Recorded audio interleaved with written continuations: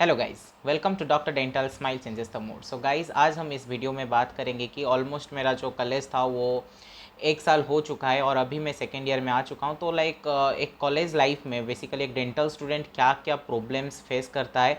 बहुत लोग तो सोसाइटी में तो होता है कि नेगेटिविटी ये सब बात हो रहा है, लेकिन जो रियलिटी होता है वो बताते कोई नहीं है। सो आज हम इस वीडियो में देखेंगे कि क्या क्या सब सच्चाई होता है डेंटिस्ट्री में, कैसे कितना हार्डवर्क करना पड़ता है, कैसे मेरा यूनिवर्सिटी एग्ज़ाम गया था और हमारा ऑलरेडी फर्स्ट इंटरनल ख़त्म होने वाला है।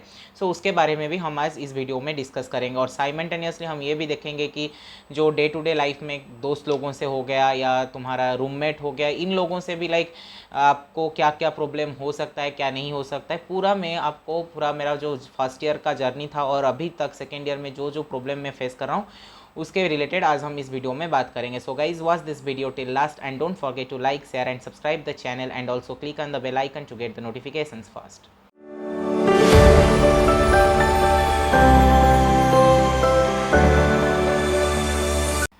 सो गाइज, वीडियो शुरू करने से पहले मैं आपको बता देता हूँ कि मैं ऑलरेडी मेरा चैनल में 2 टेलीग्राम चैनल बना चुका हूँ, जिसमें मैं फर्स्ट ईयर का एक बनाया हूँ और एक सेकेंड ईयर का बनाया हूँ। फर्स्ट ईयर का ऑलरेडी मैं ह्यूमन एनाटोमी का जितना सारा इंपॉर्टेंट क्वेश्चंस यूनिवर्सिटी के लिए है वो डाल चुका हूँ। साइमल्टेनियसली ओरल हिस्टोलॉजी का जितना सारा इंपॉर्टेंट स्लाइड्स होता है वो जो कि यूनिवर्सिटी में आता है उसको भी मैं अपलोड किया हूँ उसमें, और उसके साथ में डेंटल एनाटोमी का जितने सारे इंपॉर्टेंट क्वेश्चंस यूनिवर्सिटी के लिए उसका भी मैं अपलोड कर चुका हूँ। और अगर मैं सेकेंड ईयर का बात करूँ तो सेकेंड ईयर का मैं धीरे धीरे सारा सब जितना सारा नोट्स है, हैंड रिटन नोट्स है, मैं उसको भी अपलोड कर रहा हूँ। उसका मैं जो लिंक है आपको डिस्क्रिप्शन बॉक्स में दे दूंगा, आप वहाँ से जाके भी चेक कर सकते हैं। सो गाइस, चलिए वीडियो को शुरू करते हैं। सो गाइस, ये जो एक्सपीरियंस के बारे में मैं बता रहा हूँ कि जो जो प्रॉब्लम मैं फेस किया हूँ या जो बेसिकली डेंटल स्टूडेंट फेस करता है उसको मैं 2 तरह में डिस्ट्रीब्यूट कर देता हूँ। एक हो जाता है कि आपका जो एकेडमिकली आप जो जो प्रॉब्लम फेस करोगे, और एक हो जाता है जिसमें आप आपका जो एक नया सराउंडिंग को आप आएंगे, एक नया एनवायरनमेंट को आएंगे, उसमें आप क्या क्या प्रॉब्लम्स आप फेस करते हैं। सो सबसे पहले हम जो एकेडमिक का बाहर वाला बात कर लेते हैं। सो सबसे पहले जो इम्पोर्टेंट प्रॉब्लम फेस करते हैं बच्चे लोग, वो ये होता है कि रूममेट। देखिए, रूममेट सिलेक्शन करना या देखिए आपको कैसे पसंद आता था, आप घर में कैसे रहते थे, ये सब चीज़ आपको अभी मैटर नहीं करेगा, क्योंकि आपको एडजस्टमेंट करना पड़ेगा।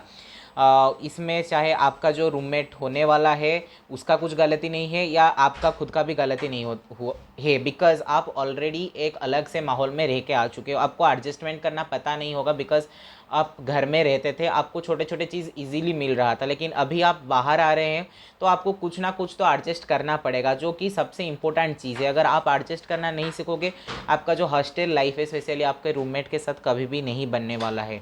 तो ये एक सबसे मेजर प्रॉब्लम जो कि कॉलेज आने के बाद 1 महीने के अंदर या 2 महीने के अंदर बहुत सारे बच्चे प्रॉब्लम फेस करते हैं।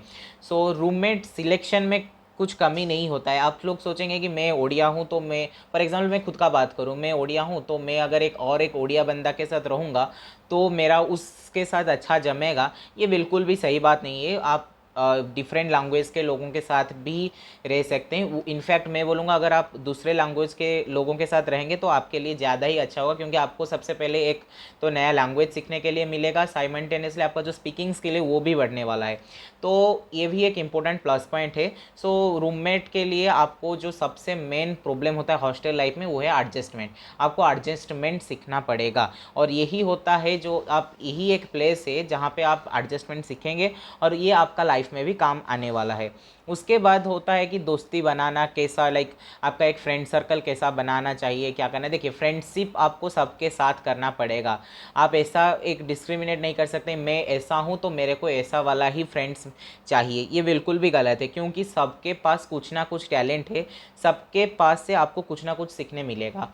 सो ऐसा नहीं कि इस बंदे के अंदर ये कमी है तो मैं उसके साथ बात नहीं करूँगा, उस लड़के के अंदर वो कमी है तो उसके साथ मैं बात नहीं करूँगा। तो आप ये सब चीज़ चूज़ नहीं करेंगे, बिकॉज अगर आप चूज़ करना शुरू कर देंगे तो एक टाइम आएगा जहाँ पे आप आइसोलेट हो जाएंगे, आपके साथ कोई भी बात नहीं करेगा और आप अकेला हो जाएंगे कॉलेज लाइफ में या और हॉस्टल लाइफ में। सो ये भी एक फैक्ट होता है। और सबसे थर्ड वाला जो चीज़ हो गया, आप एंजॉय कीजिए। आपको कॉलेज एक्सप्लोर करना चाहिए, 2-3 महीने के लिए आप अच्छे से कॉलेज को एक्सप्लोर कीजिए, डेंटिस्ट्री क्या है उसको समझिए, उसके बाद पढ़ाई ऑटोमेटिकली आपका हो जाएगा, अच्छे तरीके से हो जाएगा। और सबसे इम्पोर्टेंट बात यह है कि कॉलेज में आने के बाद बहुत सारा फेस्ट होगा, बहुत सारा आपका कैंप्स हो सकता है, कॉन्फ्रेंस होगा। तो कॉन्फ्रेंस हो गया, कैंप हो गया, उसमें तो बहुत ही या जो फेस्ट हो गए उसमें तो बहुत ही मज़ा आने वाला है। लेकिन साइमल्टेनियसली आप आपके पढ़ाई को भी नज़र में रख के उस सारे फेस्ट में भी पार्टिसिपेट करना चाहिए। बिकॉज सिर्फ पढ़ाई करोगे तो पूरा आपका जो लाइफ है बोरिंग होने वाला है, डेफिनेटली बोरिंग होगा। क्योंकि देखिए, आप अगर पढ़ाई सिर्फ पढ़ाई पढ़ाई के लाइक बुक और अगर बन जाएंगे तो डेफिनेटली वो एक अच्छा चीज़ नहीं है, क्योंकि आपका जो आउटलुक है वो बढ़ेगा नहीं, आपका कम्युनिकेशन स्किल भी बढ़ेगा नहीं। सो आप फेस्ट वगैरह में भी पार्टिसिपेट करना चाहिए, ताकि आपको लाइक एक ओवरऑल कॉलेज एक ऐसा नहीं कि आपको सिर्फ एकेडमिकली स्ट्रांग बनाएगा, आपको दूसरे लोगों से भी मिलाएगा, आपको स्ट्रांग भी बनाएगा। आप बहुत सारे चीज़ों में फंसोगे, अगर आप फंसोगे तो आप वहाँ से निकल के भी आओगे। तो ये सब जो होता है ना, एक फाइटिंग वाला जो लाइक फाइट करके आप कुछ हासिल करोगे। बहुत लोग लाइक मैं खुद का बात करूँ तो मैं बिना ड्रॉप लिए डायरेक्ट कॉलेज में आ गया हूँ, मैं हॉस्टल में भी रह रहा हूँ। सो मैं भी बहुत कुछ चीज़ प्रॉब्लम फेस किया हूँ, लेकिन उसको मैं ओवरकम करके भी आया हूँ। सो ये सब चीज़ को आपको भी ध्यान देना चाहिए, और ध्यान देंगे ताकि आपको वो चीज़ आपके पढ़ाई में अफेक्ट नहीं करेगा। क्योंकि अगर एक बार ये सब चीज़ आपका पढ़ाई में अफेक्ट कर लेगा, देन आपका जो पढ़ाई है वो बिल्कुल भी सही तरीके से नहीं होने वाला है। सो गाइज़, ये हमारा था नॉन एकेडमिकली आप कैसे एक कॉलेज में या हॉस्टल में, चाहे आप बीडीएस कर रहे हो, कुछ भी कोर्स कर रहे हो, तो आप उसको कैसे ही हैंडल करना चाहिए। सबसे पहले जो इम्पोर्टेंट चीज़ है, आपको पेशेंस रखना पड़ेगा, आपको एडजस्टमेंट करना पड़ेगा। अगर ये दोनों चीज़ आपके पास है, देन डेफिनेटली आपका जो कॉलेज लाइफ है या हॉस्टल लाइफ है वो बहुत ही अच्छा जाने वाला है। उसके बाद मैं जितने टॉपिक्स या जितने सारे सब्जेक्ट्स के थ्रू आया हूँ, लाइक एकेडमिकली मैं अभी आपको बात करूँगा, जितने सारे टॉपिक्स के थ्रू मैं आया हूँ उस टॉपिक्स के रिलेटेड बात करूँगा। जैसे कि आपका हो गया एनाटोमी, ह्यूमन एनाटोमी, आपका physiology, biochemistry, dental anatomy, oral histology, pre clinical prosthetic, pre clinical conservative, dental materials, pharmacology, pathology, microbiology. So ये टॉपिक के बारे में अगर मैं आपको बताऊं, तो सबसे पहले एनाटोमी को आ जाते हैं। देखिए, एनाटोमी जब आप कॉलेज ज्वाइन करेंगे ना, आपको ओथ लेने के लिए बोला जाएगा, because you are going to deal with a dead body, and आप डेड बॉडी को रिस्पेक्ट भी देना चाहिए। हम तो डेड बॉडी नहीं बोल सकते, because we are the medicos और डेंटिकोज, सो हम कैडावर बोलते हैं उसको। सो क्या होगा, पहला 4-5 क्लास या 1 महीने तक आपका जो बेसिक्स होता है एनाटोमी का, लाइक एंटेरियर, पोस्टेरियर, आपको थोड़ा बहुत एनाटोमी में भी पता होगा, पोस्टेरियर, एंटेरियर, डोर्सल, वेंट्रल। सो ये सब चीज़ से आपको अक्वेंटेड किया जाएगा, क्योंकि जब आगे आप कुछ फॉर एग्जांपल आप हार्ट के बारे में पढ़ रहे हैं, हार्ट का एंटेरियर पार्ट्स क्या है, पोस्टेरियर पार्ट्स क्या है, लैटरल सरफेस, मेडियल सरफेस। सो ये सब चीज़ से आपको अक्वेंटेड करवाने के लिए, जो कि आगे आपका काम आएगा, ये सब टॉपिक्स पढ़ाया जाएगा। सो आप क्या कर सकते हैं, उस चीज़ को आपको बस उसका नोट्स बिल्कुल भी बनाना नहीं है, उस चीज़ को बस आपको समझना है। आप उसको बुक में पढ़िए, और ताकि आपको एक आ जाएगा, ताकि जब क्लास में आपको कोई पूछेगा कि मेरे को इस चीज़ का एंटेरियर एस्पेक्ट्स बता, या हार्ट का एंटेरियर एस्पेक्ट्स, स्टोमक को एंटेरियर एस्पेक्ट्स में क्या क्या पार्ट्स जा रहा है, या लॉन्ग्स का एंटेरियर लोब्स में क्या क्या स्ट्रक्चर्स पास हो रहा है, तो जब ऐसा कुछ आपको क्वेश्चन पूछा जाएगा, तो ये एंटेरियर वार्ड जो यूज़ हो रहा है, अगर आपको एंटेरियर वार्ड का मीनिंग पता नहीं होगा तो आप उसको समझा नहीं पाएंगे, या भाइबा में थोड़ा आपका खराब हो सकता है, साइमल्टेनियसली थ्योरी में ही आपको अफेक्ट करेगा। सो ये चीज़ को आपको ध्यान देना पड़ेगा। सो बेसिकली जो 1 महीने का क्लास होता है, वो सिर्फ आपको जो बेसिक टर्म्स होता है, जैसे कि तुमको मैं आपको बोल दिया कि एंटेरियर हो गया, पोस्टेरियर हो गया, वेंट्रल हो गया, डोर्सल हो गया, उसके बाद सुपिनेशन, प्रोनेशन, और आपका ये सब जितने सारे टर्म्स है, आपको उस चीज़ में आपको थोड़ा फैमिलियर किया जाएगा।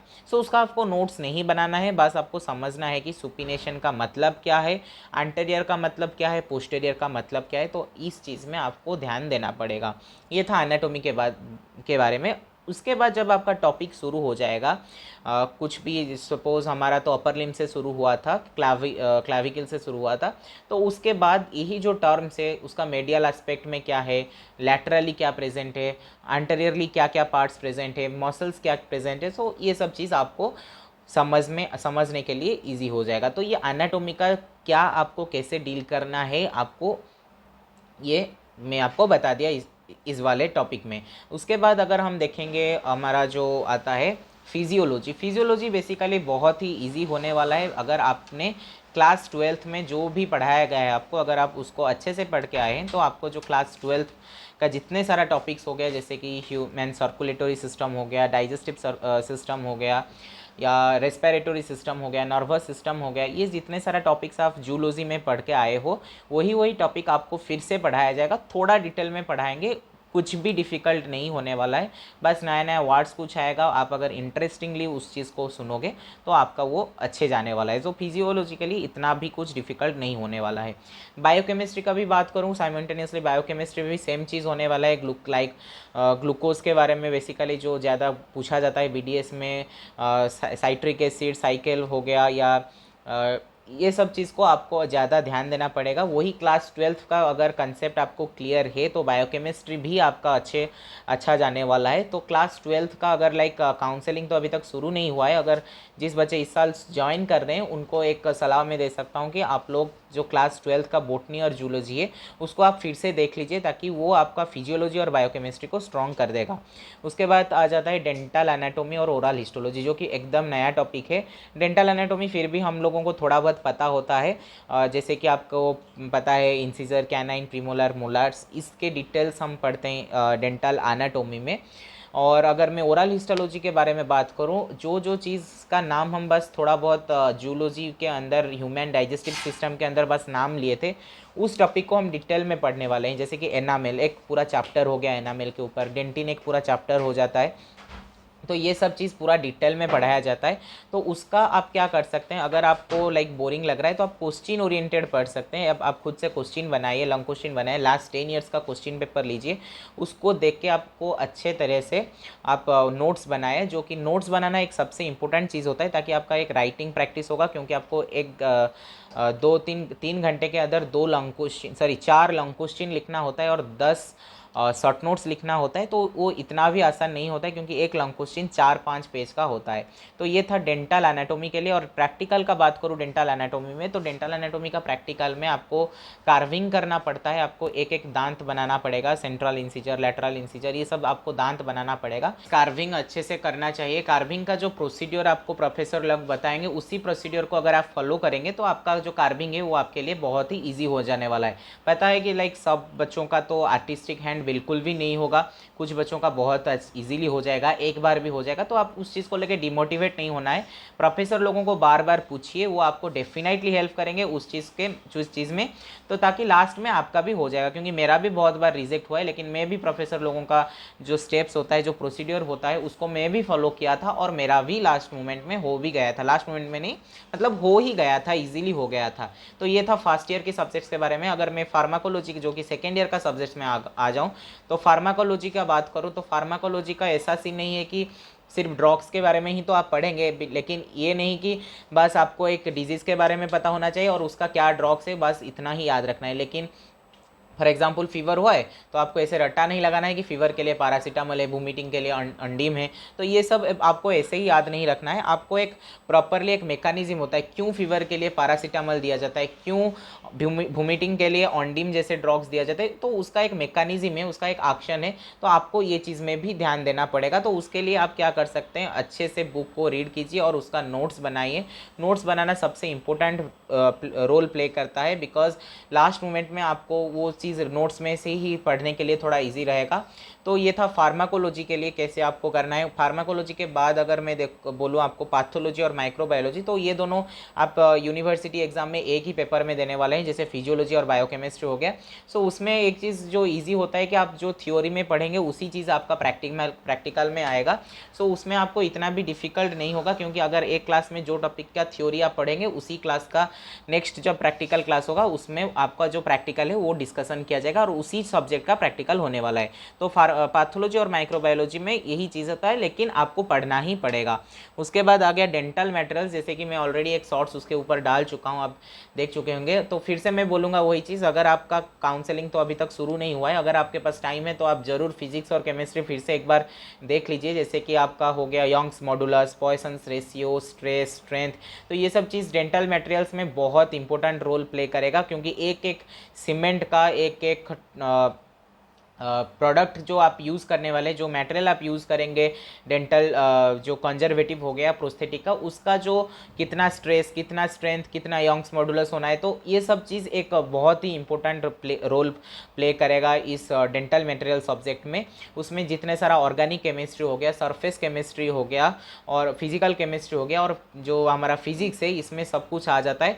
तो आपको फिर से बोलूँगा कि आप अगर 12th का सब्जेक्ट्स अच्छे से, 11th-12th का सब्जेक्ट्स अच्छे से नहीं पढ़ें, अभी भी टाइम है। आप कॉलेज ज्वाइन करने से पहले फिर से एक बार फिजिक्स, केमिस्ट्री, बोटनी, जूलॉजी का जितने सारा टॉपिक्स है और एक बार पढ़ लीजिए, एटलीस्ट कॉन्सेप्ट कर लीजिए। ऐसे रट्टा लगाने के लिए नहीं बोल रहा हूँ, बस एंजॉय करते हुए एक कॉन्सेप्ट क्लियर कर लीजिए ताकि आपका जो कॉलेज लाइफ होगा वो थोड़ा ईजी हो जाएगा। तो ये था डेंटल मटेरियल्स के लिए।